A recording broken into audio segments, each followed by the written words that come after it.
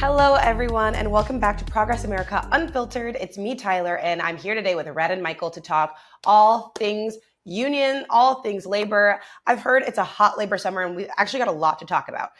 So we're going to talk about changes in the labor movement on two fronts, and the first one is the most pressing because I want to go see a movie this Friday, and I'm torn between two. And so apparently, I might not be able to cross the picket lines. Michael, can you talk about the movies coming out this weekend, why we would be crossing picket lines, and what's going on with SAG-AFTRA and the Writers Guild of America? All right, I'm going to lead with the most important news, which is that right now, SAG-AFTRA and the WGA are not calling for a consumer boycott. So you are not scabbing or crossing a picket line if you go see Barbie or Oppenheimer or Mission Impossible Dead Reckoning or Mission Impossible 7 Dead Reckoning Part 1 or any of the other hits that are in the theaters right now. What would be crossing the picket line is if the actors who are members of these guilds go out and try to promote them on Jimmy Kimmel or Jimmy Fallon or any of the Jimmys, even Stephen Colbert. The actors are on strike. The writers have been on strike for over 2 months now, and there's really no end in sight on the strikes. There was a studio executive quoted anonymously last week that came out because they're not even talking to each other right now. And they said, our plan is to wait until the writers start losing their houses and getting kicked out of their apartments. And then we will go back to the table and they'll take what we give them. Seems bad. Yeah. And I think the issues that are at play here, there's a lot of them. AI is one of the most visible ones because everybody's very excited about different breakthroughs in AI, and sort of they saw in Indiana Jones Harrison Ford getting de-aged. They saw dead actors in Star Wars Rogue One, and so the idea that we scan your face and you can act in a movie, that's a real thing that could be a problem down the road. But the bottom line on this strike is that is a lot simpler. The CEOs are getting worse at their jobs. The actors and the writers are not. And the CEOs think that the actors and the writers should be paid less because they're making less money. And so let's break this down. The last big labor unrest, the big contracts fights were in 07 and 08. If you think about 2007, 2008, streaming was barely even a thing. You would go to abc.com and watch an episode of Lost that you missed so that you understood what was up with that polar bear. That you would never find out what was up with that polar bear entirely, but you'd be trying. But so the idea of streaming was that it would be like an archive or a repository, a late stage thing. And so the way actors and writers are paid through residuals is they get a flat sum when they're paid, when they film and when they sign on. And then there's one rate for when it re-airs on network television. There's another smaller rate for when it re-airs on cable. And then another even smaller rate when it re-airs on other formats, streaming, DVD, stuff like that. And what they were fighting for at that point, they were fighting over the DVD revenue because DVDs were big. But right now, but even then, when they were fighting for DVD revenue, there was very little that was going direct to DVD, right? I always waited for the DVDs for 24 so I could watch all 24 hours in as close to a thing as possible, but it was never exclusive to 24. And so one of the things that you've seen in this last strike is some of the folks who were in shows that started on streaming, that never syndicated, that never got any residuals, the actors on Orange is the New Black, pointing out that they skipped the bigger ones, right? They got paid when they filmed, and then it didn't go to cable, it didn't go to networks, it just went straight to the teeny tiny streaming thing, and that was their whole pie. Right? And they're called residuals because it's deferred compensation. It's money that you should be getting down the road, and you expect it later, and they're barely getting it, right? One of the actresses who was in 44 episodes of Orange is the New Black, which was a big hit, millions of people watched it, won Emmys. She got a check for $27, right? That check would be thousands of dollars if it were airing on cable instead of streaming.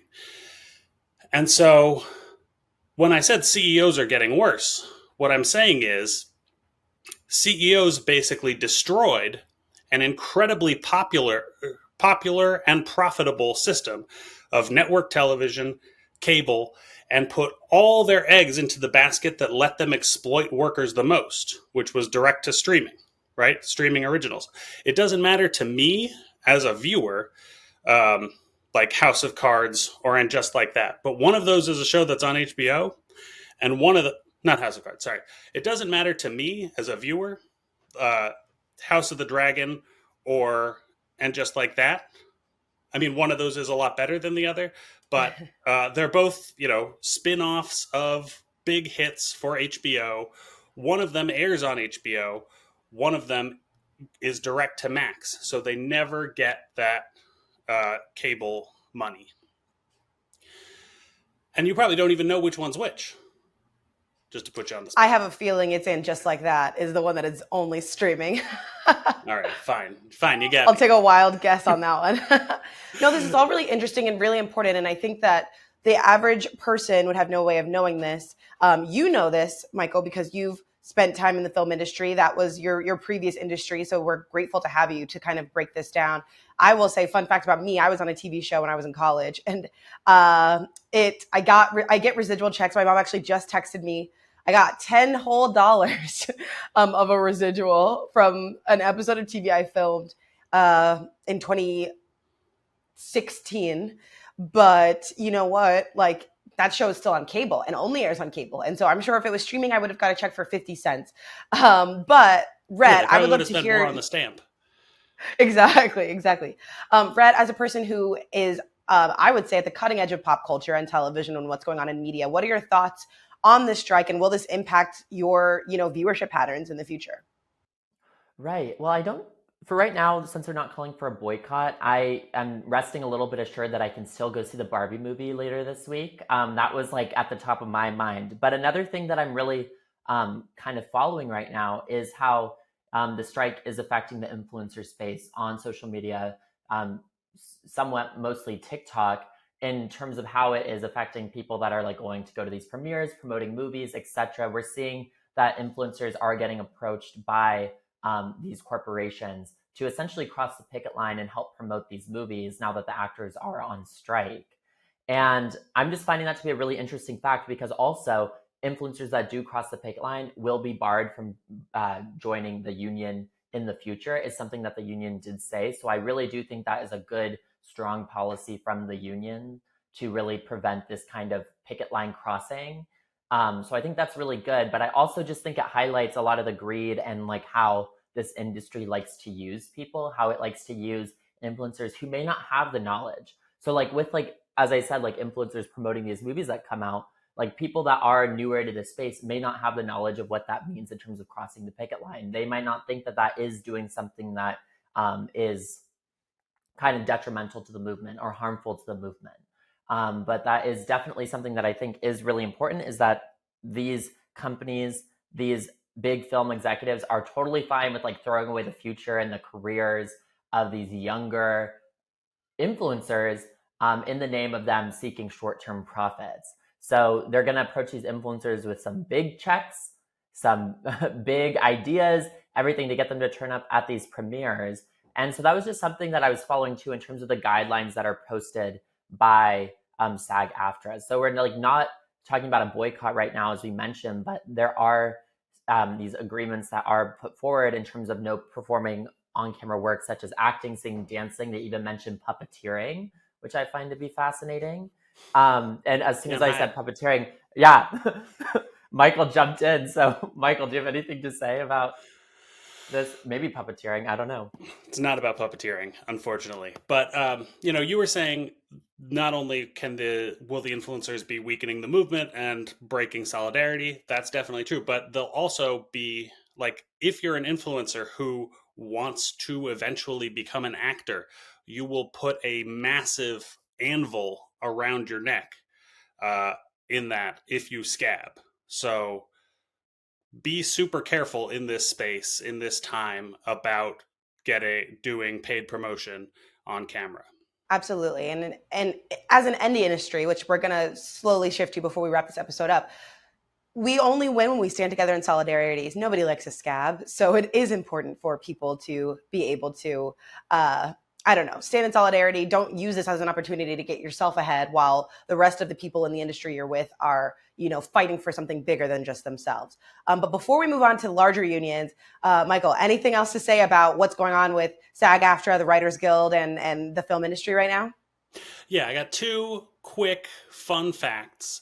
One, the estimate of what the writers and the actors are asking for adds up to about $500 million a year. That is the same amount that Warner Brothers' CEO, David Zaslav, the guy who canceled the Batgirl movie that was already in the can, whose big innovation is what if we stopped showing people shows and charged them more? The guy behind the recent CNN rebranding madness, he has made slightly more over the last 5 years than just satisfying the demands would be. And this guy sucks at his job. Um, so there's that. I also want to point out this is the first time that SAG and the WGA have been on strike. SAG-AFTRA, they were separate unions back then. This is the first time that they've been on strike since 1960. And in that 1960 strike, that's how they won the residual system. So before that, you got a flat rate, and then if something was a big hit and lived on in syndication forever, you didn't see another dime. That's how they won health insurance plans, which is super important because most actors, most writers, most technicians, craft people, right? They're bouncing from movie to movie. They don't have a steady job the way we're all fortunate enough to. And so they have a group health insurance plan that they can get into. But one of the reasons that they're striking is that right now there are 160,000 actors in SAG, and 87% of them don't hit the minimum to qualify for health insurance. So I think when we think about the actors strike, we're thinking about Margot Robbie and Cillian Murphy and all the stars. But what we're actually talking about, what is actually being struck over, is the minimum deals for everybody whose name is far below the title, right? Margot Robbie has Oscar nominations, has an agent, has a separate negotiating plan. But she's striking in solidarity with all the people whose names you don't know, but whose faces you see, who make the movies possible so that they can keep being in the movies. And it's not like literally just Barbie in the movie. Yeah, absolutely. That's such a good point. And not every person who becomes an actor to become the next Margot Robbie.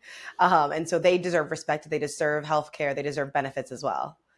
And my last fun fact, maybe the funnest fact of all. Right now we've got the president of SAG-AFTRA is Fran Drescher, best known as TV's The Nanny. And back in 1960, do you know who the president of SAG was? No. Future governor of California, future president of the United States, Ronald Wilson Reagan. The only president of a union to ever become president of the United States. Until Fran Drescher. Until Fran Drescher. She could be our generation's Reagan. And honestly, I would love that. I think it would work out a whole lot better. Absolutely. And because so Reagan was the devil, and he fired a bunch of striking air traffic controllers and set labor back for at least a generation, if not more so. That's for all my youngsters. And I literally blame Ronald Reagan for every time I basically stub my toe at this point. Mm-hmm. But all of that news is hot off the presses. But we've been seeing that labor has been a really rising issue in the United States. Labor rights, union rights, the right to have a workplace that doesn't treat you like crap. We've seen workers unionize everywhere from Starbucks to Apple to Trader Joe's to Amazon. And it's been really, really heartening to see. And there's one more step in the labor fight that is concurrent right now with what we're seeing going on with SAG-AFTRA and the WGA. And that is the UPS workers and the Teamsters union. Right now, they're struggling to come to an agreement, and they've set a July 31st deadline, which is quite soon, to come to an agreement. And if that does not happen, the workers will go on strike.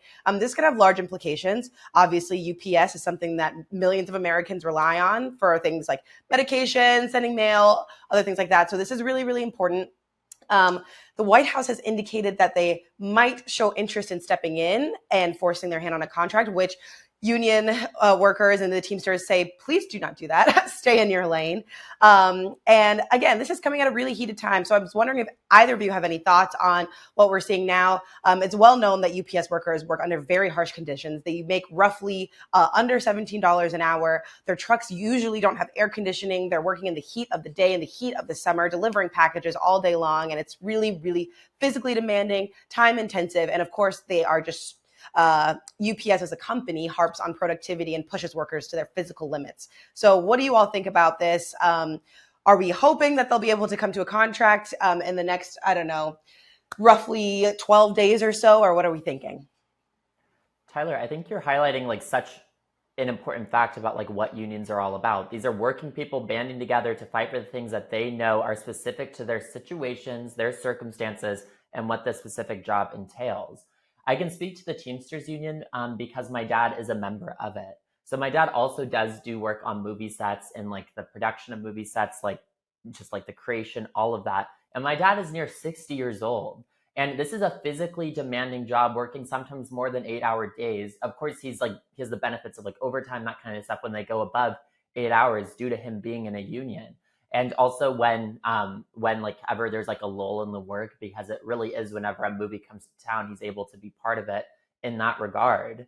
That is thanks to his union that he's like not throwing off his health insurance, that he has these safeguards in there to help keep their stability in terms of a family unit. And guess what? I still benefit from the health insurance because of the Affordable Care Act. So I'm still on their plan as well because I'm not quite 26 years old. Which is, yeah, just like something to really give thanks for. So like how the unions can impact not only the people like directly related to it, but the families associated with it. These are the things that are like really the spokes in the center of the wheel. And like with SAG-AFTRA, with the UPS, with the larger labor struggle right now, we're hearing what is the tip of the spear on this. And it's going to be something that I think has a ripple effect through other industries as well, as we see a fight towards unionization of other workplaces, workspaces, and the rest. Yeah, totally. It sucks that it's UPS because for so long UPS was founded in a very worker-friendly way. The CEO actually encouraged the employees to unionize back in the 20s and 30s, and they had very generous plans for a long time. And then in the 80s, during the Reagan era, they started, taking a lot more Wall Street money and doing a lot more to punish the workers. They basically drew a line in the sand and said, older workers are part of this original tier, and then anybody who's hired after date X becomes gets a lower wage, lower standards, doing the exact same work, but just a two-tier system. And so that's one of the big things that the workers are fighting for. And Tyler, you asked, like, do we hope they get this resolved in the next 12 days? Like, yes, I hope that the workers get everything that they want and they don't have to go on strike. But, if they are driving around in 118-degree temperatures with no air conditioning, with no stops, where they're forced to drive unsafely, park unsafely, make everything worse, and can barely eat, yeah, go on strike. The the company right now, it's the same thing that's happening in Hollywood. They're trying to exploit loopholes and labor laws, turning UPS into Uber for packages, so that every driver becomes an independent contractor and they don't have to pay benefits, they don't have to pay minimum wages, and everybody just is a serf. It's the same thing. as doing direct to streaming because the labor costs are so much lower. Absolutely. And I think if I've learned anything through this conversation and through, learning about the unionization fights and the fight for labor rights right now, it's that we need to stop thinking about this as any isolated company, any isolated incident, any isolated moment in time. This is the future of labor, and we need to see the people who are rising up and demanding more from their workplaces and join them, whether that's at your own workplace, whether that's standing in solidarity with them, whether that's supporting the unions, no matter which union it is. And so hopefully everybody who's watching this episode has felt a little more inspired. Maybe you should start a union or see if there's a union at your workplace. Before we go, any last thoughts, Michael and Rhett? The class war has already started. The bosses are fighting. You got to get in the ring. Could not have said that better. Yeah, absolutely. On that note, thank you for joining us here at Progress America Unfiltered. We will see you on the front lines. Don't be a scab. Don't cross the picket line. And we'll join you next time. Bye.